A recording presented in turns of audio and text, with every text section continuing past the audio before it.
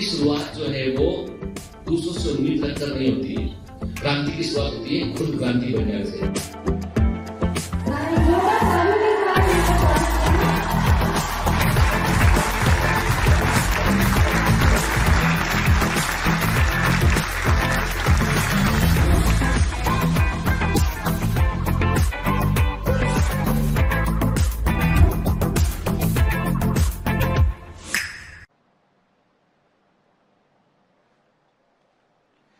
Hello commanders, welcome to Biomentors classes online. I am doctor Jitendra Singh. तो चलिए बेटा, human health and disease में आगे बढ़ते हैं। तो पिछली क्लास में हमने बात किया था एलर्जी के ऊपर कि एलर्जी का मतलब क्या होता है, उसमें हमारा इम्यून सिस्टम कैसे रिएक्ट करता है, एलर्जन का मतलब क्या होता है, कॉमन एलर्जेंस क्या होते हैं, ठीक है, मास्ट सेल का क्या रोल होता है एलर्जी में, उसको देखा हमने देखा कि सेरोटोनिन होता है, हिस्टामाइन होता है, कि वो क्या रोल प्ले करता है। ये भी देखा हमने कि इसके अलावा कुछ एक्स्ट्रा केमिकल और निकलते हैं एलर्जी के दौरान, उसका वो कौन से केमिकल होते हैं। फिर ये भी देखा हमने कि एनाफाइलेक्सिस का मतलब क्या होता है, एनाफाइलेक्टिक शॉक क्या होता है, ठीक, किस तरह के सिम्टम देखने मिलते हैं। तो पिछली क्लास में हमने काफी कुछ बात किया एलर्जी के बारे में और हमने शुरू किया था ऑटो इम्यून डिजीज को, ठीक है ना, क्लियर। चलिए तो आगे बढ़ते हैं बेटा। इसमें हम देखिए, सबसे पहले हमने जो है देखा, हमने कहा कि बड़े कॉमन एलर्जन जो प्रेजेंट होते हैं वो है पॉलन ग्रेन्स होते हैं, डस्ट माइट होते हैं, के एनिमल डेंडर्स होते हैं। एनसीईआरटी में मेंशन किया हुआ है कॉमन सिम्टम एलर्जी के क्या होते हैं, वाटरी आईज का होना, रनिंग नोज का होना, इची थ्रोट का होना, ये कॉमन सिम्टम्स होते हैं, ठीक। फिर मास्ट सेल बड़ा इंपॉर्टेंट रोल प्ले करती है, हिस्टामाइंस को रिलीज करती है, सेरोटोनिन भी रिलीज होता है पेट के, और हमने कहा इसके अलावा ब्रेडिकाइनिन हुआ, प्रोस्टाग्लैंडिन्स हुए, के इंटरल्यूकिन्स हुए, ये भी वो केमिकल है जो एलर्जी के दौरान रिलीज होते हैं, ठीक है ना। और एलर्जी क्या होता है, ये इम्यून सिस्टम का बेटा एग्जेगरेटेड है ना, इम्यून सिस्टम का जो है वो एग्जेगरेटेड, या हम बोलेंगे ऐसा बोल सकते हैं हम, इम्यून सिस्टम का जो है हाइपर रिस्पॉन्स, के हम इसके लिए एक वर्ड और यूज करते हैं, हाइपर रिस्पॉन्स, के ये इम्यून सिस्टम का हाइपर रिस्पॉन्स होता है, एग्जेगरेटेड फॉर्म होता है, ठीक है। हमने कुछ कहानी स्टोरी सुनकर भी इसको हमने कोरिलेट किया था, ठीक है।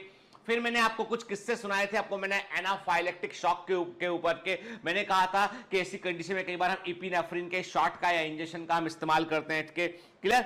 फिर हम जहां बात खत्म किए थे, हम ऑटो इम्यून डिजीज के बारे में बात कर रहे थे कि हमारी इम्यून सेल की सबसे बड़ी प्रॉपर्टी है कि इनमें होती है मेमोरी, इनमें होती है मेमोरी या याददाश्त होती है, इनमें मेमोरी या याददाश्त होती है, और ये सेल्फ और नॉन सेल्फ में अंतर कर सकती है, मतलब अपने शरीर की सेल को पहचान सकती है और दूसरी ऐसी सेल जो हमारी बॉडी के अलावा सेल से उनको वो डिफरेंशिएट करके हटा सकती है, ठीक है। तो हमारा इम्यून सिस्टम बेसिकली क्या करता है, याददाश्त भी रखता है और सेल्फ और नॉन सेल्फ में अंतर करना भी जानता है। लेकिन कभी कभी कुछ ऐसे डिसऑर्डर होते हैं जब हमारा इम्यून सिस्टम हमारी बॉडी की किसी सेल को, हमारी बॉडी के किसी ऑर्गन को, किसी टिश्यू को वो निशाना बना लेता है और सेल्फ और नॉन सेल्फ का अंतर खत्म हो जाता है, और वो सेल्फ डिस्ट्रक्शन करने लगता है, खुद को ही नष्ट करने लगता है।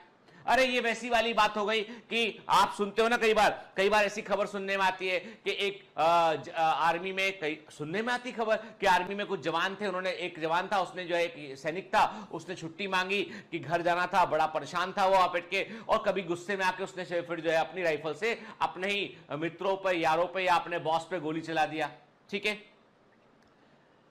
ह्यूमन साइकोलॉजी, कभी कभी आदमी जो है वो ऐसे डिसीजन ले लेता है जो कि रैशनल नहीं होते हैं, जबकि उसको पता था कि आर्मी में छुट्टियों का भी एक नियम होता है, प्रोटोकॉल होता है, यदि बॉस नहीं चाहेगा तो छुट्टी नहीं मिल सकती है, के तो लेकिन वो गुस्से में आके उसने ऐसा किया। ऐसी घटनाएं सुनने में आती है। तो एक्चुअली में इसमें क्या हुआ, इसमें दुश्मन, ये फौज है किसके लिए, फौज दुश्मन के लिए। लेकिन हुआ क्या कि एक जवान जो है, एक व्यक्ति जिसका मानसिक संतुलन ठीक नहीं रहा, उसने अपने ही 4 लोग मार दिए उस नेट के। तो ये क्या हो गया, ऐसे ही ऑटो इम्यून सिस्टम भी काम करता है। ऑटो इम्यूनिटी में होता है कि हमारा इम्यून सिस्टम हमारी सुरक्षा के लिए है, लेकिन कभी कभी जो है वो सेल्फ और नॉन सेल्फ का डिफरेंस खत्म हो जाता है, तो वो अपने ही और सेल्स को वो मारने लगता है, ठीक है।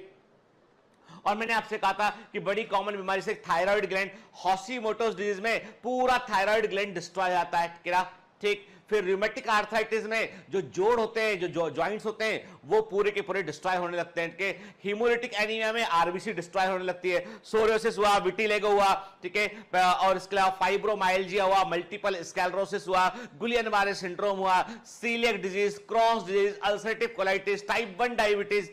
टाइप 1 डायबिटीज में क्या होता है कि इंसुलिन की बीटा सेल्स को चुन चुन के जो है डिस्ट्रॉय कर दिया जाता है। और ये ऑटो इम्यूनिटी होता है ना, type 1 diabetes is a auto immune disease.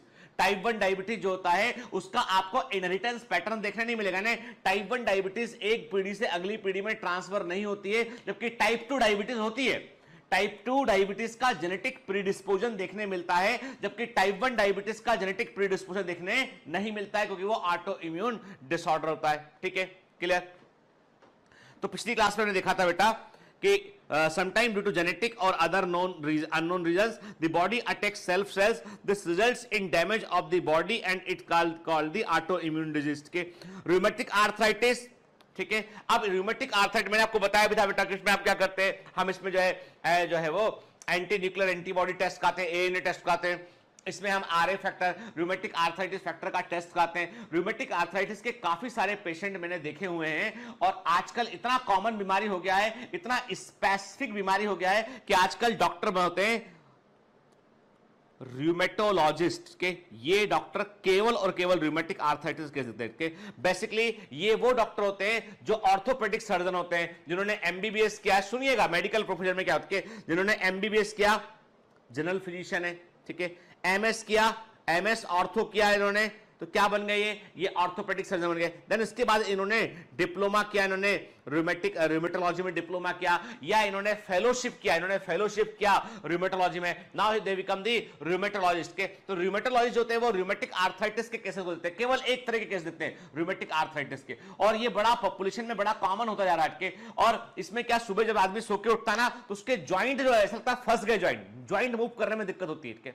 And early morning उसको ऐसा लगता है कि मैं अपने हाथ नहीं मोड़ पा रहा हूं, अपनी उंगलियां नहीं फोल्ड कर पा रहा हूं, के उसको तकलीफ होती है, बड़ा दर्द होता है उसको के। वो सो के उठने में उसको समस्या होती है। फिर जैसे जैसे दिन निकलता जाता है वो थोड़ा एक्टिविटी करता है तो उसके फिर ज्वाइंट जो है धीमे धीमे काम करने लगते हैं। पर ये कंडीशन जो है वो समय के साथ साथ कंडीशन डिटोरिएट होने लगती है इसमें के। तो ये है रूमेटिक आर्थराइटिस जो कि ऑटो इम्यून डिसऑर्डर है। ठीक है, अब जो ऑटो इम्यून डिजीज होती है उसके दो प्रकार होते हैं। हम एनसीईआरटी से बाहर निकल के बात कर रहे हैं। हमके ऑटो इम्यून डिजीज जो होती है दो तरह की होती है। एक होती है ऑर्गन स्पेसिफिक, जो किसी पर्टिकुलर ऑर्गन को टारगेट करती हैं और उसको डिस्ट्रॉय कर देती हैं। तो ऑर्गन स्पेसिफिक ऑटो इम्यून बीमारियां वे होती हैं जो एक पर्टिकुलर ऑर्गन को टारगेट करती हैं और उसको वो डिस्ट्रॉय करती हैं। Are those where antibodies and invasive destructive lesions are directed against one organ of the body के। मतलब इस तरह की ऑटो इम्यूनिटी में क्या होगा, एक पर्टिकुलर ऑर्गन जो है उसके अगेंस्ट ऑटो इम्यूनिटी डेवलप हो जाएगी। क्या होगा, बॉडी में ऐसे एंटीबॉडी बनेंगे, हमारे शरीर के अंदर ऐसे एंटीबॉडी बनेंगे जो उस एक ऑर्गन को जाके डैमेज करने लगेंगे उठ के, और उस एक पर्टिकुलर ऑर्गन को पूरी बॉडी दुश्मन के समान देखेगी। जबकि वो ह्यूमन बॉडी के अंदर का ही ऑर्गन है, वो ह्यूमन बॉडी के अंदर का ही ऑर्गन है, लेकिन उसको पूरा शरीर जो है दुश्मन के समान देखेगा, डिस्ट्रॉय करेगा। जैसे कि थायराइड ग्लैंड को डिस्ट्रॉय कर दिया जाता है हाशिमोटोस थायराइडाइटिस में के। ठीक है, देन थायरोटॉक्सिकोसिस में भी सेम होता है। ठीक है, इसमें थायराइड ग्लैंड जो है वो टारगेट पे होती है, उसको डिस्ट्रॉय कर दिया जाता है। मिस्थेनिया ग्रेविस में जो है वो जो मांसपेशियां है, न्यूरोमस्कुलर जंक्शन मसल्स होती हैं, वे वहां पे जो न्यूरॉन्स होते हैं, जो मोटर न्यूरॉन होते हैं, वे टारगेटेड होते हैं इसमें। ठीक है, तो देयर आर सम डिजीज के इसमें हो सकता है स्टमक डैमेज कर दिया जाए, पैंक्रियास डैमेज कर दिया जाए, एड्रिनल ग्लैंड को डैमेज कर दिया जाए, तो उसके इन ऑर्गन के डैमेज होने पे जो भी सिम्टम आएंगे वे सारे सिम्टम व्यक्ति के शरीर में दिखाई पड़ेंगे। दूसरा है नॉन ऑर्गन स्पेसिफिक और सिस्टमिक के। नॉन ऑर्गन स्पेसिफिक का मतलब होता है कि इसका दुश्मनी किसी एक पर्टिकुलर ऑर्गन से नहीं है कि ये पूरी बॉडी के अंदर जहां जाएंगे, जहां जिस ज्वाइंट पे जाएंगे, किडनी में जाएंगे, जहां जाएंगे वहां पर ये डैमेज करेंगे के। तो यहां पर जो एंटीबॉडीज होते हैं, लीजन होते हैं, जो हमारी बॉडी के में जो है वो इम्यूनिटी के लिए रिस्पॉन्सिबल है, जो वास्तव में ऐसे डेंजरस सेल को पहचान के मारते हैं, वो हमारी बॉडी के ऑटो इम्यूनिटी में क्या होगा कि वो हमारी बॉडी के ही सेल को मारने लगेंगे, लेकिन ये किसी एक ऑर्गन को नहीं मार रहे हैं, ये पूरी बॉडी में काम कर रहे हैं। जैसे कि आपको रूमेटोलॉजिकल डिसऑर्डर की बात करें, इसमें स्किन, किडनी, जॉइंट, मसल के, यानी रूमेटिक आर्थराइटिस केवल जोड़ों तक सीमित नहीं होता है। रूमेटिक परिवर्तन आपको जो है वो आपको स्किन में भी देखने मिलेंगे, किडनी में भी, आपको ये रूमेटोलॉजिकल डिसऑर्डर आपको जो है मसल्स में भी देखने मिलेंगे, किडनी में भी देखने मिलेंगे, स्किन में भी देखने मिलेंगे। मतलब रूमेटिक आर्थराइटिस केवल जॉइंट्स तक सीमित नहीं है, वो पूरा बॉडी के कई दूसरे ऑर्गन पर भी असर डालता है। इसलिए मैंने कहा ना, एक स्पेसिफिक डिग्री है इसके लिए, रूमेटोलॉजिस्ट। ठीक है, एक स्पेसिफिक डॉक्टर होता है इसके लिए। देन अब ये तो ऑटो इम्यूनिटी की बात किया हमने के, और ऑटो इम्यूनिटी के लिए आपको बता दूं मैं कि ऑटो इम्यून बीमारियों को कंट्रोल करने के लिए फिर एक ही तरीका बचता है कि आपको जो है इम्यूनो सप्रेसेंट मेडिसिन का इस्तेमाल करना पड़ता है। एंड ऐसे मरीज जिनको ऑटो इम्यून डिसऑर्डर होते हैं उन्हें हमें इम्यूनो सप्रेसेंट मेडिसिन देना पड़ता है, उनकी इम्यूनिटी को डाउन करना पड़ता है ताकि ऑर्गन का डैमेज जो है वो धीमा हो जाए, लेकिन तब भी कोई परमानेंट क्योर इसका नहीं है। परंतु जेनेटिक इंजीनियरिंग अनुवांशिक अभियांत्रिकी जो है इसका एक क्योर हो सकता है और जिस पर अभी भी अनुसंधान या रिसर्च जारी है। मुझे लगता है कि आने वाले कुछ सालों बाद ऑटो इम्यून डिसऑर्डर को हम ट्रीट कर पाएंगे at the level of gene के स्तर पर, ठीक है ना। चलिए आगे बढ़ते हैं। अब बात करते हैं हम immune system in the body. हमारे शरीर में इम्यून सिस्टम होता क्या है, कौन कौन से ऐसे ऑर्गन हैं जो इम्यून सिस्टम के अंदर इन्वॉल्व हैं, जिनका इम्यून सिस्टम से जो है वो कनेक्शन है, उस पर हम बात करते हैं, ठीक है। The human immune system consists of lymphoid organs।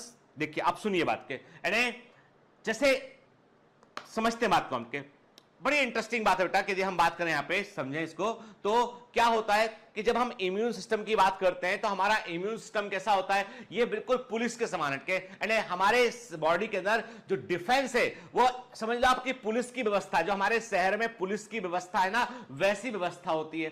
अब पुलिस कैसे काम करती है, पुलिस में एक हर जिले में एक पुलिस का कार्यालय होगा, मुख्य कार्यालय होगा एक, है ना, जहां पर एसएसपी बैठेगा, जहां पर सुपरिटेंडेंट ऑफ पुलिस एसपी बैठता है यहां पर, ठीक है। फिर क्या होगा, उसके अलावा उस शहर में कई सारे थाने होंगे, देखे होंगे आपने कि हर आपके एरिया में, आपके मोहल्ले के आसपास कहीं ना कहीं कोई एक थाना होगा कि वो उस क्षेत्र का थाना है, वहां पे थानेदार बैठता है, एसएचओ बैठता है, ठीक है ना, जो थाना इंचार्ज है टीआई है वो वहां बैठता है। फिर उस थाने के अंडर में कई सारी पुलिस चौकियां होंगी, कई हर गली में, चौराहे में, नुक्कड़ में कहीं ना कहीं थोड़ी दूरी पर आपको एक पुलिस चौकी दिखाई पड़ेगी आपको, जहां पे कुछ एक या दो सिपाही बैठे होते हैं। पुलिस चौकी का काम यह होता है कि वो अपने एरिया की पर नजर रखती है। वहां पे बीट आरक्षक होंगे, बीट आरक्षक मतलब हर बीट है, हर एरिया का एक बटा हुआ है कि वो आरक्षक, वो सिपाही उस एरिया का ध्यान रखेगा। ऐसे पुलिस काम करती है।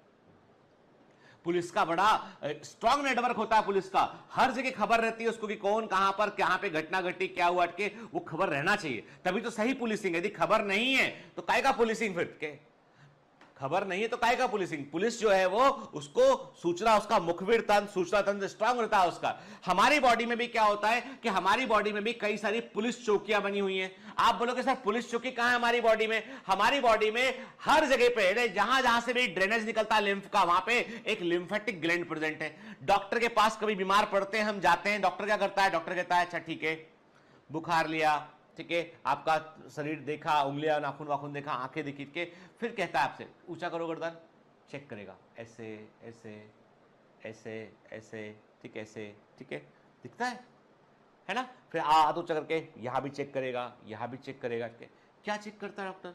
वो देखता है कोई लिम्फ नोड तो नहीं बढ़ गया है। लिम्फ नोड जो होते हैं, लिम्फेटिक ग्लैंड जो होते हैं, दे आर लाइक पुलिस चौकी, यानी उस एरिया का जो भी लिम्फेटिक ड्रेनेज होता है वो वहां से होके ही गुजरता है। और जब यदि उसमें कोई बैक्टीरिया, वायरस कुछ प्रेजेंट है तो वो लिम्फ नोड अपना साइज बढ़ाने लगता है, उसको रोक लेता है, रोकता है तो साइज बढ़ने लगता है, उसका साइज बढ़ेगा तो फूल जाएगा, और फूल कर वो हम उसको आइडेंटिफाई कर पाते हैं, ठीक है। और ऐसा इसलिए करता है वो ताकि वो इंफेक्शन और आगे ना निकल जाए, ठीक है ना।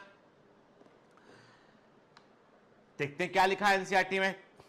ह्यूमन इम्यून सिस्टम में लिम्फेटिक ऑर्गन इंक्लूड होते हैं बेटा, ठीक है, टिश्यू इंक्लूड होते हैं, सेल्स एंड सॉल्युबल मॉलिक्यूल। इसमें क्या क्या शामिल है ह्यूमन इम्यून सिस्टम में? जो है लिम्फेटिक ऑर्गन, टिश्यू, सेल्स और सॉल्युबल मॉलिक्यूल्स लाइक एंटीबॉडी शामिल होते हैं इनके। मतलब पूरा सिस्टम में देखोगे तो उसमें लिम्फेटिक ऑर्गन मिलेंगे, आपको स्पेसिफिक टिश्यू मिलेंगे, स्पेसिफिक टाइप की सेल्स मिलेंगे, जैसे मैंने आपसे कहा टी सेल, बी सेल के, और एंटीबॉडीज मिलेंगे आपको के। As you have read, immune system is unique in the sense that it recognize foreign antigen, respond to these and remember them। के मतलब मैंने आपसे कहा कि हमारा इम्यून सिस्टम बड़ा यूनिक होता है, उसके पास याददाश्त होती है, वो अपने दुश्मन को पहचान सकता है, पहचान कर उससे लड़ सकता है और हमको बचाता है, ठीक है।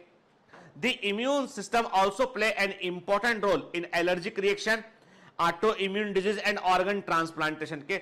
अब मैंने आपसे कहा ना कि इम्यून सिस्टम का प्राइमरी काम तो है हमारी सुरक्षा करना, लेकिन कभी कभी ये ओवर रिस्पॉन्स करता है, एग्जैगरेटेड रिस्पॉन्स करता है, तो एलर्जी की कंडीशन देखने मिलती है हमको, तब हमको एलर्जी की कंडीशन देखने मिलती है। कभी कभी ये ऐसा काम करता है कि ये भूल जाता है कि कौन मेरा दुश्मन है, कौन मेरा दोस्त है, नॉन सेल्फ और सेल्फ के बीच का अंतर भूल जाता है, तो ऑटो इम्यून बीमारियां होती हैं इसमें के। कई बार क्या होता है कि किसी व्यक्ति की किडनी खराब है, उसको हमने दूसरी किडनी ट्रांसप्लांट कर दी है, तो इम्यून सिस्टम को इस बात की समझ नहीं होती है कि इसकी किडनी खराब थी, तो ये जो किडनी लगी है वो अपनी जान बचाने के लिए लगी है, लेकिन इम्यून सिस्टम बोलता है भैया देखो हमारी तो सिंपल भाषा है हमारी कि तू हमारा सेल्फ या नॉन सेल्फ दो ही अंतर जानते हैं, ये जो किडनी लगाया है ना इसको, वो नॉन सेल्फ है, वो हमारे बॉडी का नहीं है, हम नहीं लेंगे इसको। डॉक्टर कहता है भाई यदि इसको किडनी को हटा दिया तो तुम ये आदमी मर जाएगा, फिर तुम क्या है इम्यूनिटी, लेकिन इम्यून सिस्टम कहता है हम तो सेल्फ और नॉन सेल्फ का अंतर जानते हैं बॉस, के हमें नहीं मतलब कि किडनी क्यों लगाया है तुमने। तो डॉक्टर कहता है ठीक है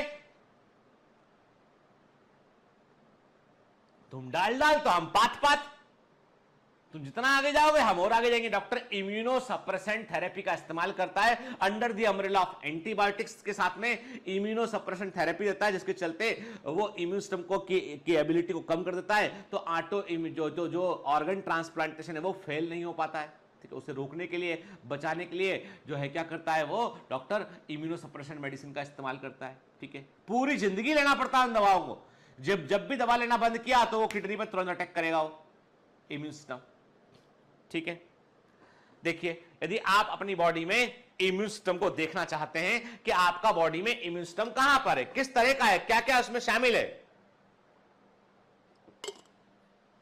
देखिए आपका skin first line of defence, मैंने कहा ना कि ये बैरियर है, शुरुआती फिजिकल बैरियर आपका स्किन हो गया, म्यूकस मेम्ब्रेन हो गया। ठीक है, बाई बात समझ में हमको के। फिर मैंने क्या कहा आपसे, मैंने कहा कि जो टॉन्सिल्स होते हैं they are also lymph gland.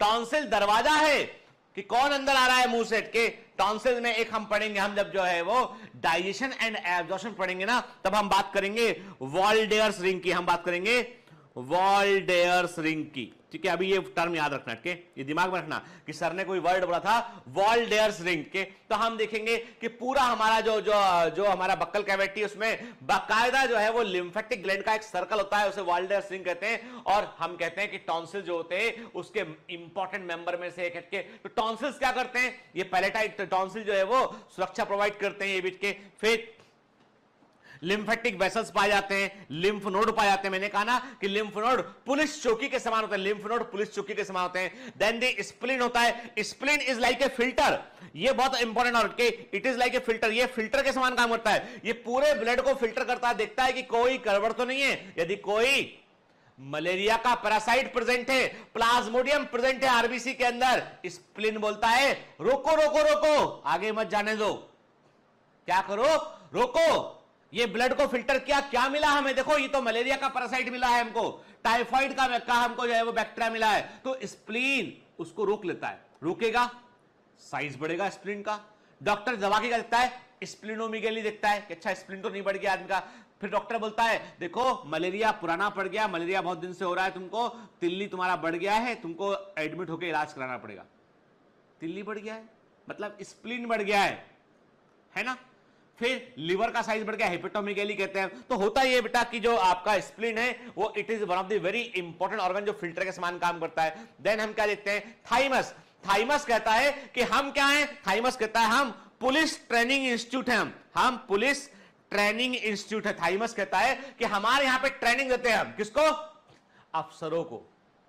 भाई इसे आप देखो ना,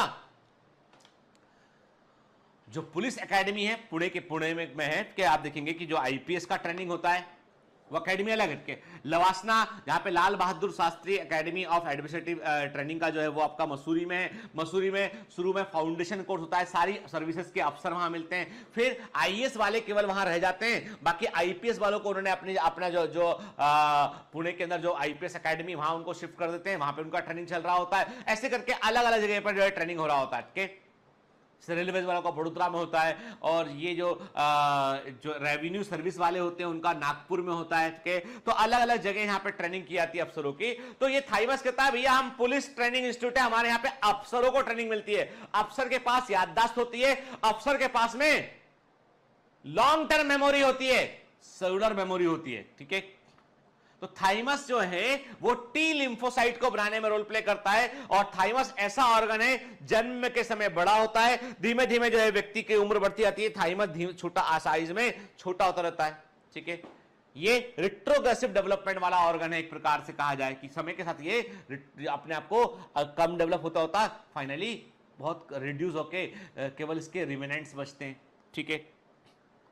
चलिए फिर आपने मैंने कहा कि जब हम कहते हैं पुलिस चौकी की बात करते हैं तो कहां कहां पे थाना चौकी बनी हुई है, जहां जहां पर लिम्फ नोड है। आप मान लीजिए बेटा जहां जहां पर लिम्फ नोड है ना वहां पर एक पुलिस चौकी है, समझ लीजिए आपके क्या है वो पुलिस चौकी। यहां पे कि हम चेक करते हैं कि कोई बैक्टीरिया वायरस कुछ प्रेजेंट तो नहीं है बैठ के। आपको बता दूं मैं, कैंसर का एक बड़ा सिम्टम ये होता है कि कैंसर यदि किसी को होता है तो कैंसर की जो कैंसरस सेल जो मेटास्टेटिक सेल होती है ना उनको लिम्फ नोड में रोक लिया जाता है, उनको लिम्फ नोड में रोक लिया जाता है। तो वो अब मेटास्टेटिक सेल तो जहां भी रहेंगी वहां डिवाइड करेंगी वो, तो लिम्फ नोड साइज में बढ़ने लगते हैं। यदि मल्टीपल लिम्फ नोड बॉडी के अंदर साइज में बढ़ रहे होते हैं बगैर किसी बीमारी कारण के, तो वो it may be indicative of cancer का इंडिकेटिव ये हो सकता है, ठीक है। तो हम देख रहे हैं स्प्लीन दिखाई पड़ रहा है हमें, ठीक है। Thymus, bone marrow. Bone marrow क्यों इंपॉर्टेंट है भाई? अरे बोन मेरो तो वो जगह जहां पर सब कुछ बन रहा है, ये स्कूल के समान है। यहां पर इससे आपका स्कूल जो ना, चाहे कोई आदमी आईएएस बन जाए, कोई आईपीएस बन जाए, कोई डॉक्टर बन जाए, कोई आईआईटीएन बन जाए, कोई जो है वो एमबीए कर ले, चाहे कोई कुछ कर ले, पढ़ना तो स्कूल पड़ेगा ना उसे। 10th 11th 12th पढ़ेगा कि नहीं पढ़ेगा? व्यक्ति पढ़ेगा ना, ठीक है। समझ लो आप कि बोन मेरो वो है जो सब सेल बना करती बता। ले लो भैया हमसे स्टूडेंट के, आप हमसे क्या बनवाना तुमको? हम तुमको आरबीसी चाहिए, बोन मेरो कहता है हम देंगे तुमको आरबीसी। तुमको क्या चाहिए? तुमको जो है वो मेगा केरोसाइट चाहिए प्लेटलेट के लिए, वो भी हम देंगे। तुमको डब्ल्यूबीसी चाहिए, वो भी हम देंगे। तुमको क्या चाहिए? Everything is prepared in the bone marrow, ठीक है ना। चलिए तो पहले बात करते हैं हम लिम्फॉइड ऑर्गन्स की, हम बात करते हैं। These are the organs where origin and these are the organs where origin and और maturation and proliferation of lymphocyte occurs के। देखो बेटा लिम्फॉइड ऑर्गन में लिम्फोसाइट का ओरिजिन भी होता है, के परिपक्वन भी होता है, अपनी संख्या भी बढ़ाते हैं। कुछ ऐसे लिम्फॉइड ऑर्गन होते हैं जहां पे केवल मैचुरेशन होता है और प्रोलिफिकेशन होता है, ठीक है ना बेटा, है ना, ठीक है। कुछ ऐसे होते हैं जहां पर वो बनते भी हैं और अपने आप को मैच्योर भी करते हैं वो। तो प्राइमरी और सेकेंडरी लिम्फॉइड ऑर्गन ध्यान रखना, एग्जाम में पूछा जाता है। The primary lymphoid organ are bone marrow and thymus. Very very IMP, ठीक है बेटा। देखो प्राइमरी लिम्फॉइड ऑर्गन वे हैं जो बोन मेरो है, थाइमस है, where immature lymphocyte differentiate into antigen sensitive lymphocyte के। ये वो जगह होती है जहां पर अपरिपक्व इमेच्योर लिम्फोसाइट को हम जो है वो डिफरेंशिएट करते हैं, डेवलप करते हैं एंटीजन सेंसिटिव लिम्फोसाइट में, जहां पर इस बात के को इंश्योर किया जाता है कि ये एंटीजन को पहचानते हो। भाई देखो स्कूल के समान ही हो गई बात। ये जब बच्चे को हम स्कूल भेजते हैं बेटा, तो बच्चे को ना तो अनार का आम का आता है, का खा गा घा डा चा छा झा जो भी है ना, ठीक है, बच्चे को नहीं आता वो A B C D F G, बच्चे को नहीं आता। वो धीमे धीमे बच्चे को सिखाते हैं कि ये ए है, ये बी है, ये सी है, ये डी है, सिखाते हैं ना। मतलब ऐसा नहीं करते हम कि बच्चा स्कूल गया, बच्चे को बोला कि टीचर ने, प्रिंसिपल ने कहा बच्चों का एडमिशन हो गया, हाँ एडमिशन हो गया। अब एक काम करो, वो अपने पास जो ब्रेन रखे ना फ्रिज में, वो लाके सब बच्चों में फिट कर दो एक ब्रेन। मतलब बच्चे में क्या कर रहे हैं, इमेजिन कर रहे हैं कि एक स्क्रू खोला, यहां से स्क्रू खोला, ढक्कन निकाला, ब्रेन, सर कौन सा ब्रेन? अरे जो जिसका फिट आए लगा दो ब्रेन, लगा दिए ब्रेन, ढक्कन लगा दिया। घर पहुंचा, मम्मी मैं सिखाया सब कुछ। मम्मी ने कहा अरे बेटा स्कूल का पहला दिन था, मम्मी मेरा ब्रेन था ही नहीं, उनने फिट कर दिया। तो बेटा तुम्हारे अंदर क्या निकला? कुछ नहीं मम्मी, खाली डब्बा था। जैसा आप बोलते ना पापा के खाली डब्बा है, तो मेरे खाली डब्बा था, तो उसमें ब्रेन लगा दिया गया। अच्छा ऐसा नहीं होता है, ठीक है, क्या बात है। कल्पना में खो गए कि काश ऐसा नहीं होता है कि अरे बच्चे के पास अपना बेसिक ब्रेन, अपना बेसिक उसके पास में होता है कि लेकिन उसको केवल पहचानने बच्चे को बुलाता है कि ये ए है, A for apple, B for ball, C for cat, D for dog, E for elephant, F for frog. ठीक है ना? ठीक, अब पूरा थोड़ा एबीसीडी बोलूंगा बैठ के। ठीक, चलो हमने कहा कि भाई ए फॉर एंटीजन हो गया, ठीक है, बी फॉर बेसोफिल्स हो गया, ठीक है, सी फॉर कैंसर हो गया, ठीक है, डी फॉर डेंड्रिटिक सेल हो गया। आप बोलोगे सर ऐसी एबीसीडी बच्चा नहीं सीखेगा। क्यों नहीं सीखेगा बच्चा? अरे उसने एप्पल तो देखा है, एंटीजन कैसे मालूम बच्चे को? ठीक है, बी फॉर बॉल देखा उसने, बी फॉर बेसोफिल कैसे मालूम चलेगा उसको? अच्छा, मतलब यह है कि जिन्होंने बुक बनाया बहुत सोच समझ के बनाया कि उस बच्चे ने गेंद देखी होगी, उसने एप्पल देखा होगा, उसने डी फॉर डॉल देखा होगा, डी फॉर डॉग देखा होगा, ठीक है, ई फॉर एलिफेंट देखा होगा, ई फॉर इंजन देखा होगा उसने, ठीक है, ई फॉर इयोसिनोफिल बच्चे ने नहीं सुना, कभी नहीं सुना, बच्चे के पिताजी ने भी नहीं सुना होगा। यदि नॉन मेडिको होंगे तो उन्हें बायोलॉजी नहीं होगा तो उन्होंने भी नहीं सुना होगा। अब मान लीजिए वो किसी अकाउंट डिपार्टमेंट में काम करते हैं, बैंक में काम करते हैं, उन्हें क्या मालूम इयोसिनोफिल क्या होता है? ठीक है ना? एफ फॉर फाइब्रोब्लास्ट, अरे भैया एफ फॉर फ्रॉग सुना बच्चे ने, एफ फॉर फ्रॉक भी सुना बच्चे ने, ठीक है? तो पढ़ाने के लिए उसको धीमे धीमे ट्रेन किया। तो ऐसे ही हमारा जो सिस्टम होता है उसमें भी जो प्राइमरी लिम्फोइड ऑर्गन होते हैं वो लिम्फोसाइट्स क्या करते हैं, उनको वो इमेच्योर, कुछ नहीं मालूम। कौन हो तुम? मेरा नाम राजू है। ये क्या बेटा? नहीं मालूम। उसको बोलेंगे ए फॉर एप्पल, एंटीजन। यहां स्कूल की एबीसीडी अलग है। A for antigen. सर ये एंटीजन क्या होता है? बाहर वाला जन जो तुम्हारे एंटी काम करेगा। अच्छा, बाहर वाला जन आदमी जो मेरे एंटी काम करेगा। हाँ, एंटी काम करेगा। एंटी काम मतलब बुरा करेगा। अच्छा, इसको रोकने का है। यस, इसको रोकने का है। बस बात खत्म हो गई। तो मैंने क्या कहा आपसे कि प्राइमरी लिम्फोइड ऑर्गन जो होते हैं, बोन मेरो है, थाइमस है, यहां पर कि इमेच्योर लिम्फोसाइट जो है वो डिफरेंशिएट होते हैं बेटा, और डिफरेंशिएट होकर जो है वो एंटीजन सेंसिटिव लिम्फोसाइट में कन्वर्ट होते हैं। ठीक है ना? याद रखिएगा। ठीक है? Hello, everyone. My name is Newton. I hope you are enjoying. Sorry to disturb you in between lecture, but it's important to inform you. You should download Biomentors app from Google Play Store. We need your support, so please take subscription to become an official commando of Biomentors. Bye bye. Continue your lecture. ठीक, चलिए primary lymphoid organ में क्या क्या शामिल है? Primary lymphoid organ में शामिल है थाइमस एंड बोन मेरो। ठीक है, ये सबसे इंपॉर्टेंट जगह है बेटा। ठीक है ना? Thymus and bone marrow. ठीक है, फिर सेकेंडरी लिम्फोइड ऑर्गन क्या है? अब बच्चा एबीसीडी सब सीख गया है, उसे मालूम है कि ए क्या होता है। अब ऐसा तो होता नहीं कि आप मेडिकल कॉलेज पहुंचे, भैया डीन सर की क्लास होने वाली है। अब क्या डीन सर आ गए? ओके, आप सबने नीट निकाला हुआ है, वेरी गुड, बहुत अच्छे, चलो आज एबीसीडी पढ़ेंगे। आप बोलोगे क्या? अरे बस आता है एबीसीडी, आगे की बात करो ना। वो तो पढ़ के आए सब हम, तब तो नीट निकाल के यहां तक पहुंचे हम। ऐसा नहीं, अपना भी कोई लेवल है। एबीसीडी पढ़ाओगे तो घर में पिताजी क्या बताएंगे कि स्कूल कॉलेज मेडिकल कॉलेज में क्या हुआ आज? पापा ए फॉर एप्पल पढ़ाया है आज। ऐसा तो नहीं बोल सकते ना। तो वहां पे एबीसीडी शुरू नहीं होगा, अलग लेवल की ट्रेनिंग होगी वहां पे। सेकेंडरी लिम्फोइड ऑर्गन जो होते हैं दे आर वेरी वेरी, यानी ये वो जगह होती है जहां पर एंटीजन जो होता है वो रियल में, असली जिंदगी में, यानी रियल लाइफ, जब हम पढ़ लिख के पास होके जो है वो अपने रोजगार में आते हैं, नौकरी करते हैं या व्यवसाय करते हैं, तो हमारा असली जिंदगी में लोगों से सामना होता है। हम बहुत सारे लोगों से मिलते हैं। कई लोग हमको लगता है, कई लोग हमको जो है वो धोखा देते हैं, कई लोग हमको चीट करते हैं। हर बार हमें एक चीज सीखते हैं, हम कि लर्न करते हैं हम चीजों को, समझते हैं कि अच्छा ऐसा करने से ये होता है, ऐसा करेंगे, ऐसा बोलूंगा तो ये सामने वाला ऐसे रिएक्ट करेगा। और ये पूरी जिंदगी सीखते हैं हम। रियल लाइफ डिफरेंट होती है, वहां पे सच में एनकाउंटर करना होता है आदमी को 1 to 1। एक मैंने हाल ही में एक नेटफ्लिक्स पे मैंने मूवी देखा, जैसा जब आपका एग्जाम नहीं हो जाएगा ना, जब भी आपको टाइम मिले, ठीक है, जब आप फ्री हो, टाइम मिले, आपका पढ़ने का मन ना हो, तो एक बहुत अच्छी मूवी है वो नेटफ्लिक्स पे, हालांकि पता नहीं आप में से कितने लोग नेटफ्लिक्स यूज करते होंगे, लेकिन ये कि वो मूवी का नाम है, कभी ना कभी कहीं ना कहीं आएगी जरूर, वो है गुंजन सक्सेना।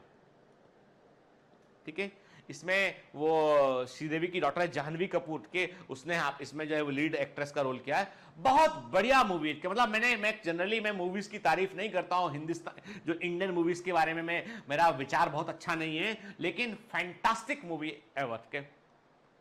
एक बेटी, उसके सपने, फादर का और डॉटर का बड़ा अच्छा जो बोलते हैं ना, इसे बोलते हैं कि एक सेंसिटिव कनेक्शन दिखाया गया है।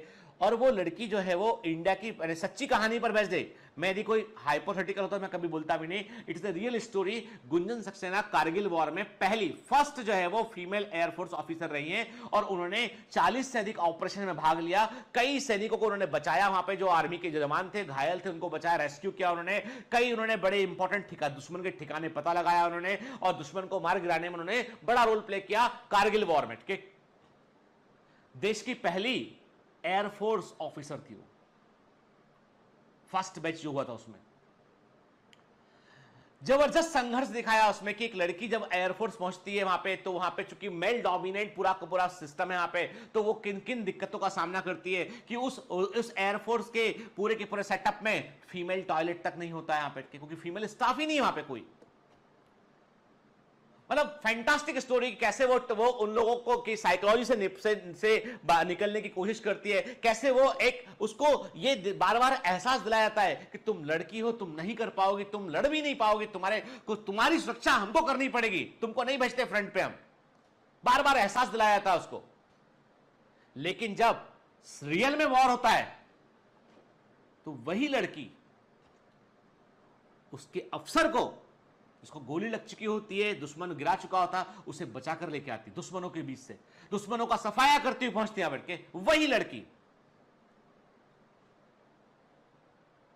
भारत की बेटियां ऐसी वैसी नहीं है, जो भी अंडर एस्टिमेट करते हैं ना, वो बहुत गलती करते हैं। यदि ठान लिया उन्होंने तो फिर दुनिया में सबसे आगे हैं वो। इसलिए मैं कहता हूं आपसे, कुछ अच्छी चीज देखने मिला जरूर देखना, इसको सीखने मिलेगा बहुत कुछ के। This is one of the fantastic movie ever के। मैं आपसे कह रहा हूं ना कि मतलब मैं कोई इसका ब्रांड एम्बेसडर नहीं हूं के, लेकिन I really like the content, really like. मतलब मैंने जब हमने इस मूवी को देखा, मैंने इसको, तो मैंने पाया कि जो है एक लड़की की लाइफ में जो स्ट्रगल है ना, इतना सारा होता है कि आप उसको, यदि आप लड़के हैं तो आप समझ ही नहीं पाएंगे उसको। और वहां पे जब उभर के सामने वो आता ना, जब वो लड़की आगे बढ़ती सोसाइटी में, तो बहुत सारे ऑब्स्टिकल्स क्रॉस करती है वो। हर फील्ड में ऐसा है। इस मामले में मेडिकल बहुत अच्छा है, मेडिकल बहुत ही अच्छा है इस मामले में। हमारे मेडिकल कॉलेज के अंदर गर्ल्स एंड बॉयज में कोई बड़ा डिफरेंशियल नहीं था। डॉक्टर्स के मामले में देखा जाए तो भी वहां कोई बड़ा अंतर नहीं रखे। मतलब medical is the best ever field. पर इसका मतलब है कि ये फीमेल डोमिनेटेड के, यहां पर सब तरह के सर्जन, सब तरह के डॉक्टर बनेंगे। बॉम्बे के अंदर टॉप की जो कार्डियक फिजिशियन है वो एक लेडी है। बॉम्बे में कई टॉप की न्यूरो सर्जन जो है वो भी लेडी है। ऐसा नहीं है, इस जेंट्स डोमिनेटिक सोसाइटी में भी कई लोगों ने ना काम किया। चलो, अब ये सोशल मुद्दा कैसे बन गया नहीं मालूम, बीच में बात निकली, बता दिया आपको मिनट के। तो अभी हम क्या बात कर रहे हैं? अभी हम बात कर रहे हैं यहाँ पे कि प्राइमरी लिम्फोइड ऑर्गन जो स्कूल के समान है, वहां पे बताया गया इमेच्योर लिम्फोसाइट को कि भैया एंटीजन को पहचानना कैसे है। लेकिन असली फील्ड का काम शुरू कहां हुआ? सेकेंडरी लिम्फोइड ऑर्गन में। और वो क्या है बेटा? वो है स्प्लीन, लिम्फ नोड के, लिम्फ नोड में आपके टॉन्सिल्स हो गए, एडेनॉइड ग्लैंड हो गए, ये सब पेयर्स पैच हो गए आपके के, ये सब लिम्फ जो है वहां पे शामिल है। ठीक है। After maturation the lymphocyte migrate to secondary lymphoid organ. अब ट्रेनिंग पूरा हो गया स्कूल का, अब इनको भेज दिया हमने कॉलेज। ठीक है, ट्रेनिंग इंस्टीट्यूट भेज दिया हमने के। कहां पहुंचे ये? स्प्लीन में, लिम्फ नोड में, टॉन्सिल्स, पेयर्स पैचेस के, इनकी ड्यूटी लग गई सब जगह पे। एक बार लिम्फोसाइट जो है वो मैच्योर हो गए तो उनका ड्यूटी लग गया कहां पे? सेकेंडरी लिम्फोइड ऑर्गन में, स्प्लीन में, लिम्फ नोड में, टॉन्सिल्स में, पेयर्स पैचेस में, स्मॉल इंटेस्टाइन के अंदर जो पेयर्स पैचेस उसके अंदर, अपेंडिक्स के अंदर के। और ये वो जगह यहां पे दुश्मन से सामना होता है कि यहां पे सच में कुछ कर दिखाना पड़ता है, यहां पे दुश्मन से सामना होता है। The secondary lymphoid organ provide the sites for interaction of lymphocyte with the antigen. मैंने कहा ना यहां पर जितना सीख के आए हो आप, नॉलेज आपका सबका सामना यहां पर होगा कि ये वो जगह है जहां पर एंटीजन से मुकाबला होता है लिम्फोसाइट का। भाई ऐसा तो है नहीं ना कि जो पुलिस ट्रेनिंग इंस्टीट्यूट है वहां से कोई, वहां नहीं, वहां पे तो ट्रेनिंग हो रहा है, असली काम तो थाने के अंदर हो रहा है। थाना बड़ा इंपॉर्टेंट जगह होता है पुलिस डिपार्टमेंट में के, चाहे कोई भी घटना घट जाए आपको थाने तो पहुंचना पड़ेगा, थाने जाकर ही आप वो कंप्लेंट लिखाते आती है, वहीं से सारा काम शुरू होता है के। Secondary lymphoid organ provide the site for interaction of lymphocyte with the antigen which then proliferate to become the effector cell. अब यहां पर एंटीजन से सामना होता है, उसके बाद फिर क्या करना है ये डिसाइड होता है कि भाई एंटीजन को से आमना सामना कहां पर होता है, सेकेंडरी लिम्फोइड ऑर्गन पर होता है। उसके बाद फिर आगे की रणनीति को, आगे की प्लानिंग को हम तय करते हैं। ठीक है, देखिए आप ना, thymus, bone marrow primary lymphoid organ हो गए के, फिर लिम्फेटिक सिस्टम देख रहे हैं आप, ये स्प्लीन देख रहे हैं यहाँ पे आप। ठीक है ना, the bone marrow is the main lymphoid organ where all blood cells including lymphocyte are produce. Bone marrow में सब बनती है, and bone marrow is the main lymphoid organ, यहां पे कि सभी जो भी इम्यून सिस्टम की सेल हैं वो सब कहां बनती है, बोन मैरो में बनती है।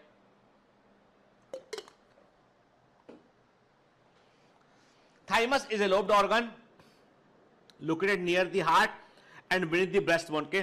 तो जो थाइमस है ब्रेस्ट बोन के पीछे, ठीक है, हार्ट के पास में प्रेजेंट एक जो है वो बाइलोब्ड ऑर्गन होता है। ठीक है, और जन्म के समय at the time of birth ये बड़े साइज का होता है। ठीक है, पर जैसे जैसे उम्र बढ़ती है इसका साइज घटने लगता है। ठीक है, by the time of puberty attend it reduces to a very small size के। जब व्यक्ति प्यूबरिटी या एडल्ट होने लगता है तब इसका साइज काफी छोटा जाता है। ठीक है, सोचिए at the time of birth काफी बड़े साइज का होता है, उम्र के साथ साथ ये इसका साइज घटने लगता है। ठीक है, both bone marrow and thymus provide, देखिए मैंने कहा ना ट्रेनिंग इंस्टीट्यूट के, both bone marrow and thymus provide micro environment for the development and maturation of T lymphocyte के। टी लिम्फोसाइट के विकास और उसके मैच्योरेशन के लिए जो बोन मैरो है और थाइमस है वो माइक्रो एनवायरनमेंट प्रोवाइड करती है और ऐसी कंडीशंस को बनाती है जिससे कि टी लिम्फोसाइट जो है वो डेवलप हो सके, अपने आप को वो मैच्योर कर सके वो। ठीक है, ये आप देख रहे हो थाइमस के, this is the thymus.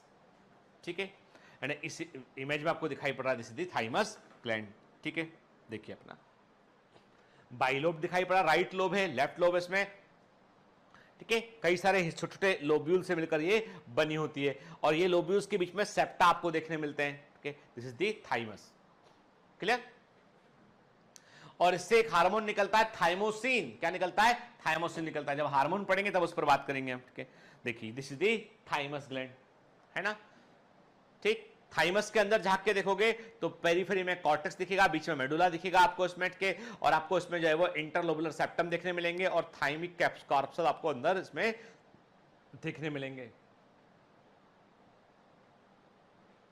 Spleen is a large bean shape organ. Spleen होता है बड़े साइज का वीन शेप ऑर्गन होता है के, वीन के समान हमें ये दिखाई पड़ता है कि ये वीन के समान हमें ये दिखाई पड़ता है। It mainly contains lymphocyte and phagocyte. Spleen में मेनली लिम्फोसाइट और फेगोसाइट होता है।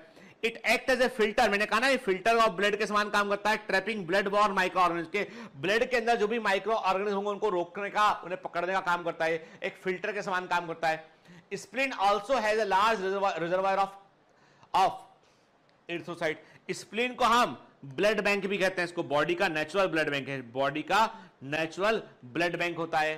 ठीक है, इसे हम आरबीसी का कब्रिस्तान भी कहते हैं, इसे हम ग्रेवयार्ड ऑफ आरबीसी भी कहते हैं, इसे हम ग्रेवयार्ड ऑफ आरबीसी भी कहते हैं। ठीक है, ऐसी आरबीसी जो पुरानी पड़ चुकी है, मैच्योर जो पुरानी हो चुकी हैं, जो अब जो है काम की नहीं बची हैं, उन आरबीसी को डिस्ट्रॉय करता है स्प्लीन, इसलिए इसको हम आरबीसी का कब्रिस्तान कहते हैं। इसके पास में बड़ी मात्रा में ब्लड भी इकट्ठा होता है, इसलिए इसको हम ब्लड बैंक भी कहते हैं। इसके अलावा ये एक फिल्टर के समान काम करता है जो कि जो है ब्लड के अंदर प्रेजेंट माइक्रो ऑर्गेनिज्म को छान लेता है। इसलिए कई सारे ब्लड बॉर्न इन्फेक्शन में स्प्लीन का साइज बढ़ जाता है और स्प्लीन के साइज के बढ़ने को हम बोलते हैं स्प्लीनोमेगेली कहते हैं। के सोनोग्राफी करके डॉक्टर पता लगा लेते हैं, हाथ से छू के भी डॉक्टर पता लगा लेते हैं। ठीक है, this is the location of the spleen. ये आप स्प्लीन को देख रहे हो, आप क्या देख रहे हो बेटा, ये आपको दिखाई पड़ रहा है स्प्लीन। ठीक है, कई लोग क्या करते हैं मजाक में, मैं बता रहा हूं लड़के क्या करते हैं मजाक में, कभी कभी जो है मैंने खुद देखा है ऐसा केस मेडिकल कॉलेज में, जब मैं जो है मैंने आपको बताया था पीपल्स मेडिकल कॉलेज के अंदर मैंने कुछ समय काम किया था। मैंने देखा कि कुछ एक फुटबॉल में कुछ बच्चे फुटबॉल खेल रहे थे, तो मजाक में एक लड़के ने दूसरे लड़के के जो है वो एक किक मारा उसने के, चूंकि फुटबॉल शू पहना हुआ था, वो किक उस लड़के के किक किया हुआ है वो इस जगह पे यहां पे लगा उसके किक। ठीक है, दर्द हुआ लड़के को, बहुत घबराहट हुई, इसको अनईजी लगा, उसको लेके हॉस्पिटल पहुंचे। जब उसका सोनोग्राफी किया गया मालूम चला कि स्प्लीन उसका बस्ट हो चुका है। देन इमीडिएटली उसको ऑपरेट करके स्प्लीन को निकाला गया। तो कभी कभी मजाक बड़ा भारी पड़ता है, इसलिए इस तरह के जो मजाक लोग करते हैं ना वो बिल्कुल ही मतलब देखिए कहीं 99% चलिए कुछ नहीं होगा, लेकिन 1% चांस होता है कि ऐसे मजाक जो है वो खतरनाक हो सकते हैं। ठीक है, इसीलिए कभी मैं आपको मुझे अच्छे से ध्यान है कि हमारे गांव में जब कभी छोटे बच्चे थे हम अपने नेटिव प्लेस गांव जाया करते थे, तो वहां पे लड़के क्या करते थे, कुछ गांव के लड़के थे वो एक मिट्टी लेंगे, मिट्टी उस मिट्टी को जो है वो एक ना पतला सा लकड़ी का वुड का एक बड़ा पतला सा जो है वो टुकड़ा लेंगे, उस वुड के टुकड़े को ऐसे रख देंगे और एक लकड़ी बाहर निकाल देंगे, उसमें से ये टुकड़ा वुड का एक लकड़ी बाहर निकाल देंगे और उस वुड के टुकड़े को मिट्टी से ढक देंगे। ठीक है, और वहां पे एक छोटा सा जो है माचिस का तिली लगा देंगे और शर्त लगाएंगे कि इसको मुंह से निकाल के दिखाओ। ठीक है, जब कोई मुंह से निकालेगा ना तो वो लकड़ी जो बाहर लगी उसको दबा देंगे तो वो मिट्टी जो है वो आंखों में चली जाएगी उसके। ऐसा वो किया करते थे। मैंने एक आध बार देखा और मैंने अपने पापा को बताया कि ये लड़के जो है क्या हमारे, वो लड़के कौन थे, वो हमारे बुआ जी के लड़के, इसके लड़के, वो जो कुछ दूर के रिलेटिव होते हैं उनके बच्चे। तो हमारे फादर बोलते थे इनके साथ मत खेलना अभी, क्योंकि ये ऐसे गेम खेले तो मत खेला करो क्योंकि इसमें लग सकती है। मैंने देखा कि एक दिन एक लड़का ऐसे ही वो खेल रहे थे तो उन्होंने कुछ मिट्टी कंकड़ जो थे ना, तो उसमें जो मिट्टी के अंदर एक कांच का टुकड़ा रहा होगा उस मिट्टी के, वो जैसे ही इसने मारा तो वो आंख के अंदर चला गया, आंख से ब्लीडिंग होने लगा उसका। दौड़ के अस्पताल भागे। ठीक है, गांव में तो अस्पताल था नहीं, हॉस्पिटल था नहीं, जिला अस्पताल गए, वहां पे ऑर्थो की डॉक्टर अवेलेबल नहीं थी, प्राइवेट हॉस्पिटल गए वहां पे। ठीक है, डॉक्टर ने कहा कि भाई हम उसको कोशिश करते हैं, और उस लड़की की 90% विजन चला गया उस आंख का, 90% विजन उस आई का चला गया, बहुत धुंधला दिखाई पड़ता उस आंख से, आज भी है वो। तो ये छोटे छोटे मजाक है ना कई बार बहुत भारी पड़ते हैं, इसलिए मजाक करना है ना तो मतलब आप सोचिए कि ये क्या मतलब क्या टेंडेंसी है कि हम जो है इस प्रकार किसी को परेशान करके ये मजाक करना, ये दोस्ती नहीं है, ये दुश्मन से बुरा है कि ऐसा मजाक जो होता है ना वो व्यक्ति के लिए खतरनाक हो सकता है। तो कभी यदि मैंने कहा ना आपसे कि ये क्या है, एक प्रकार से समझ लीजिए एक प्रकार से अमानवीय घटनाओं में से किसी का आपके मजाक से किसी को परमानेंट चोट लग जाए तो ये तो बुरा है, बहुत बुरा है बेटा, है ना। मैं ऐसा क्यों कह रहा हूं कि मैंने देखा कि यंग एज में जब अब टीनेजर होते हैं हमके इस उम्र में बहुत लोग आपस में मजाक करते हैं। और दूसरा मैं जो है वो इस बात को भी आपत्ति दर्ज करता हूं उसमें कि मजाक में बहुत सारा जो है वो ऐसा कंटेंट जो दिमाग के अंदर गार्बेज भरता है, ठीक है, जिसको हम बोलते हैं कि जो एडल्ट कंटेंट है, पॉर्न कंटेंट है, उस पर भी लेकर लोग बहुत ज़्यादा जो है वो समय खराब करते हैं। क्योंकि जबकि सबसे बड़ी बात है इट इज़ नथिंग, जो चीज़ आप पब्लिक प्लेटफॉर्म पर नहीं बोल सकते हैं, जिस चीज़ का से आपका करियर नहीं बन सकता है, उस चीज़ के बारे में डिस्कशन करके अपना वक्त बर्बाद करना मतलब आप ये है कि आप भीड़ का हिस्सा बनने के लिए ही पैदा हुए हैं। मान लीजिए आपके यदि भीड़ का हिस्सा बनना है तो भीड़ का जैसा व्यवहार कीजिए, और भीड़ को लीड करना है ना तो लीडर के ऐसा व्यवहार कीजिए। ठीक है, चलिए आप बोलोगे सर जहां मौका मिलता है वहां पे उपदेश दे देते हो आप उठा के नहीं बेटा, मुझे बहुत उम्मीद है आप सारे लोग के, मुझे बहुत उम्मीद है इस देश में, मुझे मालूम है बदलाव होगा और ये देश दुनिया का नंबर 1 कंट्री होगा। एक दिन लोग अमेरिका से बहुत आगे इंडिया करके, यानी एक जमाने में कोलंबस भारत की खोज के लिए निकला था। मैं कहता हूं कि ऐसा भी वक्त आएगा कि पूरी दुनिया भारत के लिए वीजा अप्लाई करेगी और भारत बोलेगा हम अभी वीजा नहीं देंगे, अपनी शर्तों पर वीजा देंगे। जैसे आज अमेरिका बोलता है ना कि वीजा, अमेरिका में 100 वीजा एप्लीकेशन जाती है, घूमने के लिए अमेरिका 100 वीजा एप्लीकेशन जाएंगी, एक एक्सेप्ट होगी, 99 रिजेक्ट हो जाएंगी। वो आपको घूमने देना भी नहीं चाहते, नहीं आओ, रुको अपने यहाँ कहीं और घूमे जाके। जब मैं यूएस जाने के लिए मैंने अप्लाई किया तो मैं लाइन में लगा था इंटरव्यू के लिए, सिर्फ कुछ नहीं पूछते थे वो, क्या करते हो, कागज देखा, लंबी 5 बजे सुबह लाइन लग जाती थी। दिल्ली की बात बता रहा हूं, एक कपल मेरे आगे था, पूछा उनसे क्यों जा रहे हो यूएस, क्यों अप्लाई किया वीजा के लिए? सर हम न्यूली मैरिड, वहां जाके हम लोग जो है वो घूमेंगे फिरेंगे, है ना, अपना हनीमून जो पीरियड बोलते हैं, ठीक है। वो दिखता उसके, वो लेडी थी, वो दिखती बोलती okay very very congratulation on your new marriage, but I think you should go for the Southeast Asia, Thailand and this Malaysia and these countries, they're very beautiful countries, natural beauty is there। वो बोला यार हम American visa के लिए apply किए, तुम हमको बता रही कहानी कि तुम मलेशिया घूमने चले जाओ। फाइनली रिजेक्ट कर दिया। फिर उसके आगे एक आदमी था, उससे पूछा क्यों भैया? I am going for some kind of business proposal research. Okay, क्या बिजनेस है आपका यहाँ पे? कागज दिखाओ। कागज थे यहाँ पे लगे हुए उसके। तुम्हारा तो बिजनेस इंडिया में नहीं चलता है, अमेरिका जाके क्या चलाओगे, जाओ। अरे मैंने कहा तो बहुत घनघोर बेइज्जती है तो आदमी की। मेरा नंबर आया, अब मैंने कहा ये तो पक्का रिजेक्ट करने करेगी ये तो। Okay, are you doctor? Yes. Where you are working? मैंने बताया मैं इस गवर्नमेंट ऑर्गेनाइजेशन में यहां काम करता हूं। Why you want to go to? मैंने कहा I just want to get a training in USA and this is the letter for invitation letter from that institute. ठीक है, दिखाया उसको मैंने बकायदा। Okay go. मेरा पासपोर्ट रख लिया। जिसका पासपोर्ट उन्होंने रख लिया मतलब उस पर वीजा लगा के देंगे, और जिसका वापस कर दिया पासपोर्ट नहीं मिलेगा।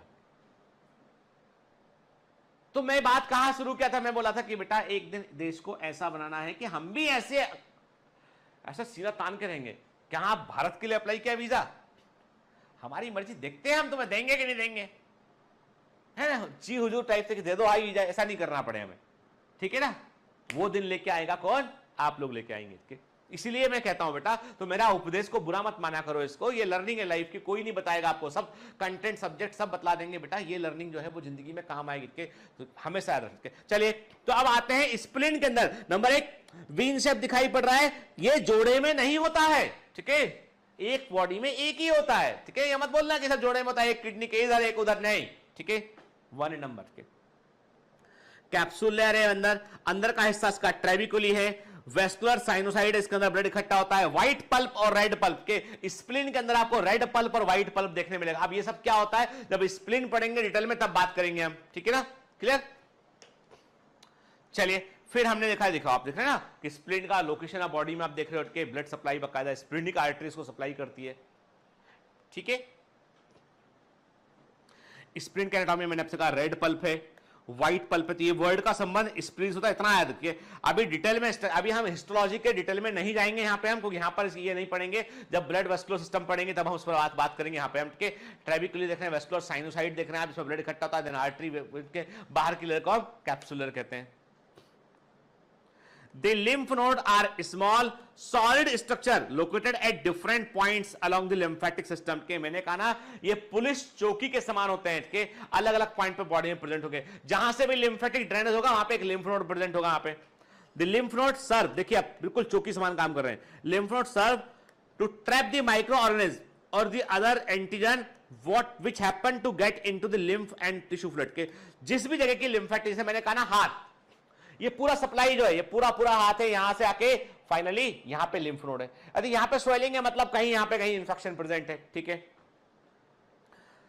The antigen trapped in the lymph node are responsible for the activation of lymphocyte present there and cause the immune response. के देखो मैंने क्या कहा कि जो भी इम्यून सेल या लिम्फोसाइट, जो मैच्योर लिम्फोसाइट थे, उनको हमने सेकेंडरी लिम्फोइड ऑर्गन में दे दिया था हमने, और लिम्फ नोड भी उसका एक हिस्सा थे। यहां पर ऑलरेडी बैठे हुए हैं पुलिस वाले, लिम्फोसाइट बैठे हुए हैं यहां पे के। जैसे ही एंटीजन को यहां पे पकड़ के लेके आते हैं, वो पूछता शुरू करते हैं, पूछते हैं उससे वो, तुम यहां क्या ऐसे घूम रहे हो, तुम हो कौन?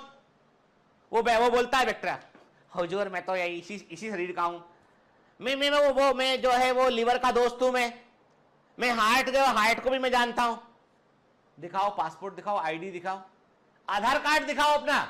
वो अपना टिंग टिंग टिंग टिंग, नहीं नहीं मेरे पास आधार कार्ड तो मैं घर में भूल गया, लाइसेंस, गाड़ी, ड्राइविंग लाइसेंस, राशन कार्ड गुम गया, ड्राइविंग लाइसेंस है नहीं है, पासपोर्ट बनवाया नहीं, आधार कार्ड घर पे भूला है, तो तुम कौन हो? सर मैं लीवर का दोस्त हूं। एक थप्पड़ पड़ता जोड़ का, निकल बाहर यहां से, चल। कहां, किसने मारा? पुलिस वाले ने। कहां प्रेजेंट था वो? Primary liver. यही है एक्चुअल। अरे आप बोल रहे हो, आप हंस रहे हो, क्या बोल रहे हो? सर क्या कहानी सुना रहे हो? एक्चुअली में ऐसे ही हो रहा है सेल बॉडी के अंदर। यदि ये सब सेल बोलती होती इनकी दुनिया में, यदि हम झांकते ना तो हम बोलते अरे वाह, ये तो बिल्कुल हमारी दुनिया की दुनिया है, तो ये बिल्कुल हमारी दुनिया के समान दुनिया है।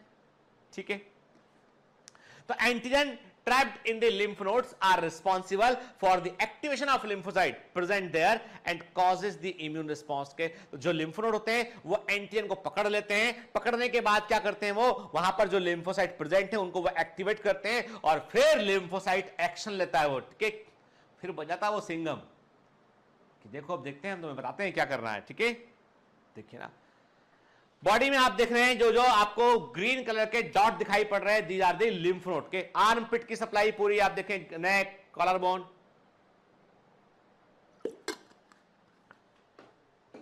ये वो लिम्फ नोड डॉक्टर चेक करता है। ग्रोइंग रीजन में इंफेक्शन होगा ना तो यहां के लिम्फ नोड, ग्रोइंग रीजन के लिम्फ नोड बढ़ जाएंगे। ठीक है, देखा ना आपने, लिम्फ में, पैरों में इंफेक्शन होगा तो लिम्फ नोड बढ़ जाएंगे, तो ये लिम्फ नोड दिखाई पड़ रहे हैं यहाँ पे। ठीक, एक लिम्फ नोड को यदि हम अंदर से झांक कर देखेंगे तो उसमें बकायदा हमको जो है वो ब्लड, प्रॉपर ब्लड सप्लाई दिखाई पड़ेगी। भाई प्रॉपर ब्लड सप्लाई होगी तब तो छान पाएगा, वो देख पाएगा कि उसके अंदर क्या प्रेजेंट है उसके अंदर। ठीक है ना, और बेसिकली ये लिम्फ वेसल की सप्लाई को अंदर लेते। ठीक है, there is lymphoid tissue also located within the lining of the major tract. अब देखो हमारी बॉडी में कई सारे रास्ते बने हुए, ट्रैक बने हुए हैं, जैसे कि रेस्पिरेटरी ट्रैक है, ट्रैकिया हो गया आपका, ब्रोंक्यूल्स हो गए, ब्रोंकाई हो गया, ब्रोंक्यूल्स हो गया। ठीक है, तो एक पूरा का पूरा रेस्पिरेटरी पाथवे। फिर आप देखते हो आपकी बॉडी में जो है क्या है, वो आपकी बॉडी में एलिमेंट्री कैनाल है, बक्कल कैविटी हो गया, ईसोफेगस हो गया, स्टमक हो गया, स्मॉल इंटेस्टाइन, लार्ज इंटेस्टाइन के, है ना, रेक्टम। तो ये पूरा क्या होगा, ये पूरा एलिमेंट्री कैनाल हो गया आपकी बॉडी में के। देन यूरोजेनिटल ट्रैक्ट की बात करें हमने कहा कि इसे आपका यूरिनरी ब्लैडर हो गया, जैसे किडनी है, किडनी से यूरेटर हो गया, एक ट्यूब है, यूरेटर कहां गया, वो यूरिनरी ब्लैडर में गया, ब्लैडर से यूरेथ्रा निकला बाहर निकला। तब कई सारे बॉडी में ट्रैक प्रेजेंट है, तो इन ट्रैक की सुरक्षा कौन करेगा? वहां पर भी बड़ी मात्रा में लिम्फॉइड टिश्यू प्रेजेंट होते हैं। ठीक,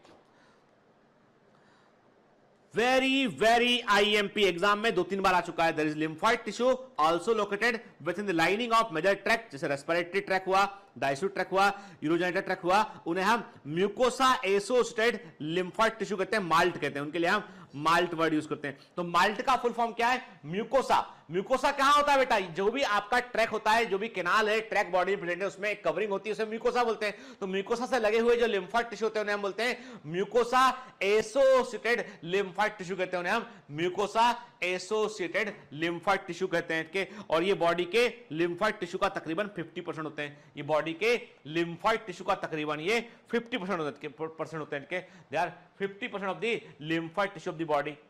क्लियर? ठीक है, क्या बोलते हैं इन्हें हम माल्ट कहते हैं। क्लियर? अब देखिए, कई बच्चे बोलते हैं सर एंटीजन वर्ड का मतलब अभी तक हमको समझ में नहीं आया, तो मैं आपसे कहता हूं बेटा, they are the foreign molecules that invade the body of an organism. कोई भी बाहर का मॉलिक्यूल जो हमारी बॉडी में आकर इम्यून सिस्टम को इंड्यूस कर सकता हो उसे हम एंटीजन बोलते हैं।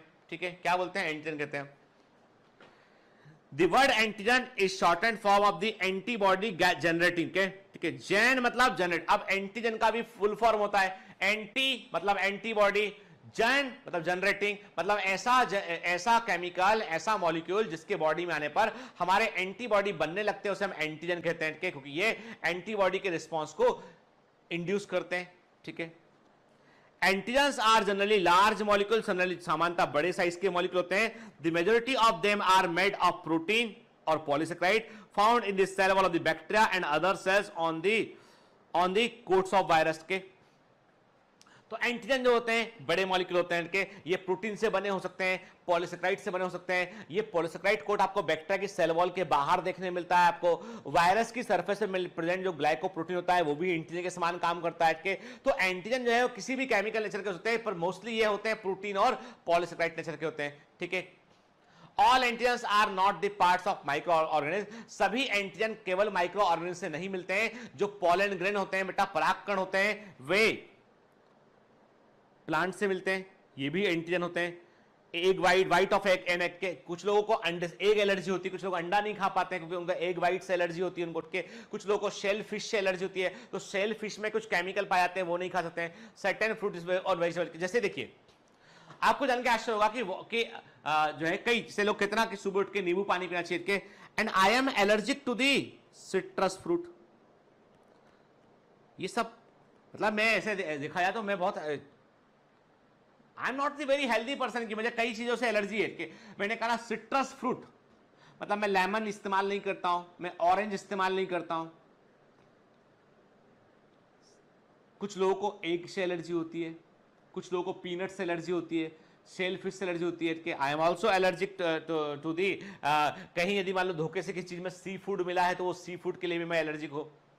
देन कुछ लोगों को वेजिटेबल से, and surprisingly there are few people who are allergic to the chicken, white meat chicken के लिए एलर्जी होती है उनको के, ठीक। वर्ड के फीदर्स हुए blood cell of other person के, तो देयर आर मेनी केमिकल, कई केमिकल होते हैं इससे कि व्यक्ति को एलर्जी हो सकती है के। तो इसका मतलब यह है कि कहने का मतलब सिर्फ इतना सा है कि एंटीजन केवल और केवल माइक्रो ऑर्गेनिज्म से नहीं मिलते हैं। हर वो चीज जो आपके इम्यून सिस्टम को एक्सिक्यूटेड रिस्पॉन्स के लिए या इम्यून सिस्टम को एक्टिवेट कर सकती हो वो एंटीजन के समान काम करेगी, ठीक है।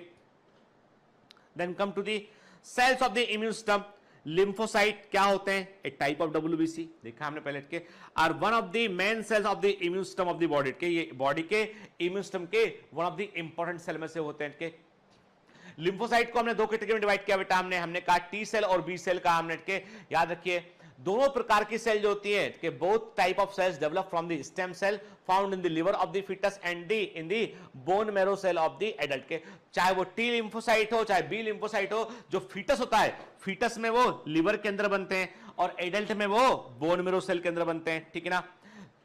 ऐसे लिम्फोसाइट जो माइग्रेट कर थाइमस में पहुंच जाते हैं और थाइमस में जाकर अपनी ट्रेनिंग लेते हैं, वहां पर अपने आप को डिफरेंशिएट करते हैं, उन्हें टी सेल कहते हैं के। और ऐसे लिम्फोसाइट जो बोन मेरो के अंदर ही रहते हैं, जो बोन मेरो के अंदर ही रहते हैं और वहीं पर अपने आप को डिफरेंशिएट करते हैं, उन्हें बी सेल कहते हैं हमके, उन्हें हम बी सेल कहते हैं। तो यहां पर बी का मतलब बोन मेरो नहीं है, यहां पर इसी के जब इसकी खोज की गई थी बी सेल की, तो इसको पक्षियों के वर्ड्स के अंदर एक ऑर्गन होता है वर्सा ऑफ फैब्रिकस, उसमें देखा गया था इसको, इसलिए B bird bursa of Fabricius से आया पे, ठीक है ना। The final maturation of young lymphocyte occurs in lymphocyte tissue like lymph node, spleen and tonsil, ठीक है ना।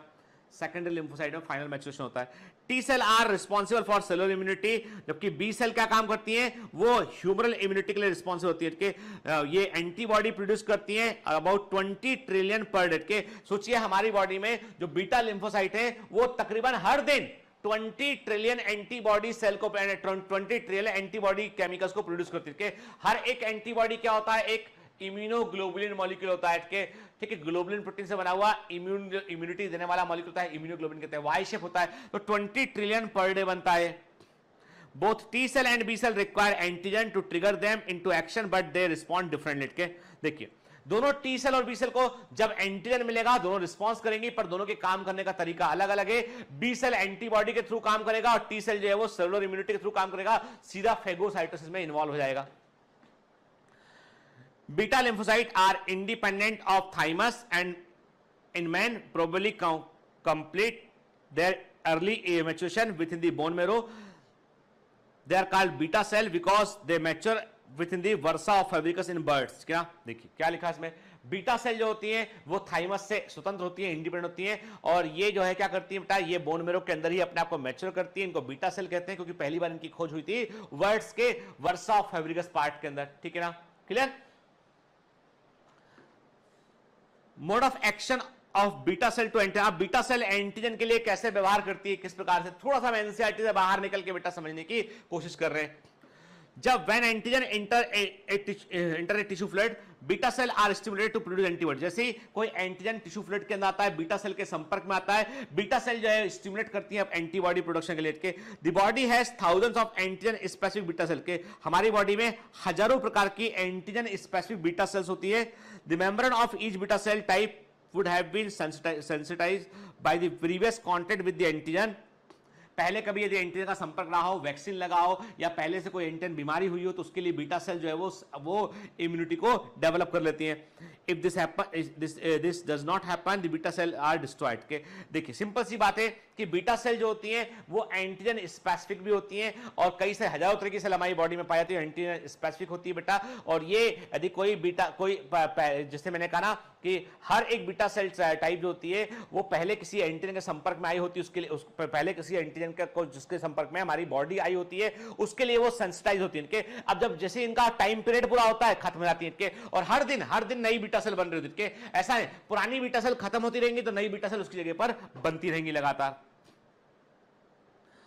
Once an antigen specific beta cell is activated by the antigen, अब मान लो गलती क्या हुआ कि संयोग से वो एंटीजन जिसके लिए बीटा सेल ने अपने आप को बना रखा था वो उसके संपर्क में कांटेक्ट में आ गया के, तो ये अपने आप को तेजी से मल्टीप्लाई करती है और ये प्लाज्मा सेल्स की बड़ी संख्या क्रिएट करती है। यानी बीटा सेल बोलती है कि अभी जैसे दुश्मन आया है तो दुश्मन को मारने के लिए पहले अपनी संख्या को बढ़ा लौट के। तो बीटा सेल को जैसे ही जो है वो उसका सामना होता है किसी एंटीजन से जिसके लिए वो ऑलरेडी स्पेसिफिक थी, जिसके लिए पहले से उसने सूचना को ले रखा था, तो अब बीटा सेल अपनी संख्या को तेजी से बढ़ाती है और ये प्लाज्मा सेल में कन्वर्ट होती है। और ये जो प्लाज्मा सेल होती है ये एंटीबॉडीज को प्रोड्यूस करती है और बड़े हाई रेट में, पर सेकंड 2000 के। यानी जो प्लाज्मा सेल है उसका एंटीबॉडी प्रोड्यूस करने का रेट कितना होता है, 2000 मॉलिक्यूल पर सेकंड की रेट में वो काम करती है। ठीक है, this capacity of beta cell to produce specific antibodies is acquired during its process of development and maturation even before it was exposed to an antigen. ठीक है, However, an antigen is necessary to stimulate the production of antibodies। कहने का मतलब ये है कि ये सब कुछ जो है बीटा सेल को सिखाया गया होता है ड्यूरिंग द ट्रेनिंग, और इसमें हमारा इम्यून सिस्टम बड़ा इंपॉर्टेंट रोल प्ले करता है। मतलब एंटीजन के संपर्क में आने के पहले ही बीटा सेल एंटीजन को पहचानना सीख जाती है और यही इम्यून सिस्टम की मेमोरी का एक बड़ा आधार है कि इम्यून सिस्टम हमारा मेमोरी याददाश्त को रखता है वो। ठीक है, देन बात करते हैं mode of action of T cell to the antigen, कि हमारी जो टी लिम्फोसाइट है वो एंटीजन को देखकर कैसे व्यवहार करते हैं। हमने कहा ना बेटा कि बी सेल का व्यवहार अलग है, टी सेल का व्यवहार अलग है। Like B cell, T cell also respond to antigen by producing a clone, a group of T cell के। जैसे ही टी सेल के संपर्क में एंटीजन आता है तो टी सेल भी आप उसको पहचान कर अपनी संख्या को बढ़ाते हैं। ठीक है, T cell live for 4 to 5 year और इवन मतलब लंबा लॉन्ग ड्यूरेशन इम्यूनिटी को प्रोवाइड करते हैं। There are separate T cell for each type of antigen that invade the body के, और हर एंटीजन के लिए टी सेल की एक कॉलोनी तैयार होती है। टी सेल अपने आप को उसको याद रखते हैं, मेमोरी रखते हैं उसकी, वो हर एक एंटीजन को के लिए ये स्पेसिफिक कॉलोनी को तैयार कर लेते हैं। T cell of a clone that are produced in response to an antigen are similar morphologically but they perform different function के। जो क्लोन्स होते हैं कैसे बने बेटा, जब एक टी सेल एक एंटीजन के संपर्क में आया तो उसने एंटीजन को पहचान लिया और अपने से और सेल को प्रोड्यूस कर लिया उसने के, तो क्लोन बन गया सेल्स का। और ये सेल मॉर्फोलॉजी में समाते पर अलग अलग तरीके से काम करते हैं, 3 प्रकार से काम करते हैं। ये जो टी सेल की कॉलोनी है, मैंने क्या कहा बेटा आपसे कि एक टी सेल एक एंटीजन के संपर्क में आया, उसने एंटीजन को पहचाना और अपने आप को उसने मल्टीप्लाई किया और एक कॉलोनी तैयार कर ली। उस कॉलोनी में एक समान दिखने वाले कई सारे टी सेल प्रेजेंट है, पर ये 3 प्रकार से काम करते हैं कि एक होते हैं किलर टी सेल, एक होते हैं killer T cell, this cells attack directly and destroy, ये सीधा काम करते हैं और दुश्मन को पहचानते हैं, अटैक करते हैं, डिस्ट्रॉय करते हैं उसको अटके। In this process this cells move to the site of invasion, जहां पे हमला हुआ होता है, जहां पर इन्फेक्शन होता है वहां पर ये पहुंचते हैं, केमिकल प्रोड्यूस करते हैं जो फेगोसाइटोसिस को अट्रैक्ट करते हैं और ये उनको स्टिमुलेट करते हैं। और बेसिकली जो फेगोसाइटोसिटिक सेल जो होती है, न्यूट्रोफिल्स हुए के दूसरे सेल्स जो है मोनोसाइट हुए, ये अट्रैक्ट होते हैं इससे और वहां जाकर ये रैपिडली फेगोसाइटोसिस करते हैं इनके। They also produce substances that attract the other T cell के, और ये ऐसे केमिकल भी रिलीज करते हैं जिससे दूसरे टी सेल यहां पर पहुंच जाए ताकि एक्शन फास्ट नहीं, यहां पर फास्ट एक्शन हो और वो एंटीजन को डिस्ट्रॉय कर दें। दूसरे होते हैं helper T cell. Helper T cell क्या होते हैं? ये बोलते हैं कि भैया हम तो काम कर ही रहे हैं, बीटा सेल को और बुला लो, उसके पास एंटीबॉडीज हैं, तो ये बीटा सेल को स्टिमुलेट करते हैं ताकि एंटीबॉडी भी वहां पे काम करने लगे। तो टी सेल की कॉलोनी में एक तो हो गए जो सीधा मारने लगे, एक बीटा सेल को कॉल कर रहे हैं, बीटा सेल को बुला रहे हैं कि तुम भी आ जाओ भाई, लड़ाई चल रही है यहाँ पे, ठीक है। फिर सप्रेसर टी सेल। अब ये सप्रेसर टी सेल बोलते हैं यार तुम लड़ाई में मार तो रहे हो पर इतना मत मार देना कि पुलिस केस हो जाए, इतना मत मार देना कि लफड़ा अपने ऊपर ही आ जाए। तो सप्रेसर बोलता है कि भैया रुक जाओ, बहुत ज्यादा हो गया है ना, हमला कर दिया, मार दिया एंटीजन, अब तो रुक जाओ ना, एक दूसरे को मारोगे क्या या बॉडी को भी मार दोगे अभी? नहीं ना। तो एक होते हैं वो जो पूरे इम्यून सिस्टम पर नजर रखते हैं और ये रोकते हैं, होता ना एक बीच बचाव कर रहा, अरे भाई साहब बहुत हो गया बीच में, वो है सप्रेसर टी सेल के जो इम्यून सिस्टम को सप्रेस करते हैं ताकि बॉडी की ऑन सेल डैमेज ना हो जाए, ठीक है। और इन्हीं सप्रेसर टी सेल में से कुछ सेल ऐसी होती हैं जो याददाश्त रखती हैं कि भाई आगे चल के जो है वो दोबारा इन्फेक्शन हुआ तो हमें कैसे व्यवहार करना है, ठीक है। ये है पूरी कहानी इसकी। अब बताओ मेरे को इसमें ऐसा क्या है जो समझ में ना आए आपके? हाँ, पूरा इम्यून सिस्टम तो एक कहानी के समान है, स्टोरी के समान है। अभी इम्यून सिस्टम का चैप्टर हो गया, अभी आगे बढ़ेंगे इसमें हम एडिक्शन, बाकी आगे अगले हिस्सों को देखेंगे हम, ठीक है ना बेटा। तो चलिए पढ़ते रहिए, मेहनत करते बेटा, all the best.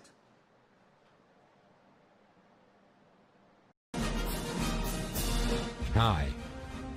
To become an official commando of Biomentors, join us at www.biomentors.online. Here you can solve daily practice papers, an online test. You can download performance enhancement sheets.